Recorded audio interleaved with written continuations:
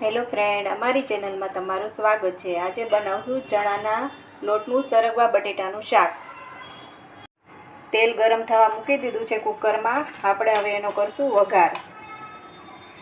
થોડીક રાઈ નાખવાની, થોડુંક જીરું અને હિંગ, મીઠો લીમડો, 2 કળી લસણ ખાંડેલી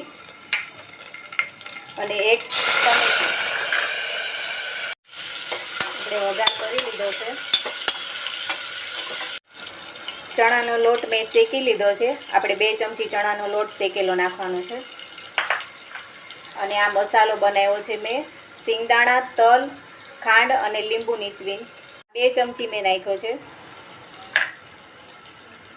1 ચમચી કોથમરી નાખશું। આપણે નાખશું બધા મસાલા, થોડીક હળદર, 1 ચમચી મરચું, 2 ચમચી ધાણા જીરું અને સ્વાદ પ્રમાણે મીઠું। બધી વસ્તુ આપણે મિક્સ કરી દીધી છે। જે મસાલા એડ કર્યા, થોડુંક પાણી નાખીશું, અડધો ગ્લાસ, અને આપણે હલાવી લઈએ। મેં આને વોશ કરી લીધા છે પાણીથી 2 વાર। હવે આપણે આમાં નાખી દઈશું કાઠિયાવાડી ટેસ્ટી સબ્જી। 1 સ્પૂન જેટલી આપણે ખાંડ નાખી લેવાની છે અને 1 ગ્લાસ ભરીને પાણી। 1.5 ગ્લાસ જેટલું તમારે પાણી નાખવાનું છે, કેમ કે ચણાનો લોટ લીધો છે ને એટલે થોડુંક થીક થઈ જશે, એટલે એ પ્રમાણે આપણે પાણી નાખવાનું। કુકર બંધ કરી દઉં છું। 2 સીટી આપણે વગાડવાની છે આને। હું બનાવીશ હવે રોટલો।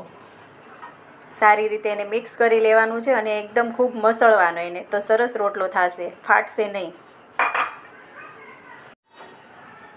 આવી રીતના આપણે મસળી લેવાનો છે રોટલાના લોટને। જુવાર અને બાજરો બંને મિક્સ છે।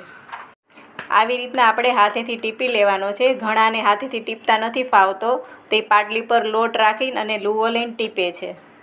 તાવડી મેં ગરમ થવા મૂકી દીધી હતી। આપણે રોટલો નાખી દીધો ચડવા।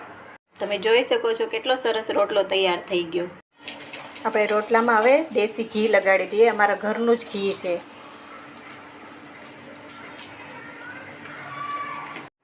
તમે જોઈ શકો છો સરગવા બટેટાનું શાક મસ્ત બનીને તૈયાર થઈ ગયું। સરગવા બટેટાનું શાક રેડી થઈ ગયું છે। એની સાથે ગોળ, ભરેલા મરચાં, રોટલો અને છાશ। આ કાઠિયાવાડી ડીશ છે। જો તમને સારી લાગી હોય તો જરૂરથી ટ્રાય કરજો। લાઈક કરો, શેર કરો, સબસ્ક્રાઈબ કરજો। જય માતાજી, જય સચ્ચિદાનંદ। કોમેન્ટ કરતા નહીં ભૂલતા।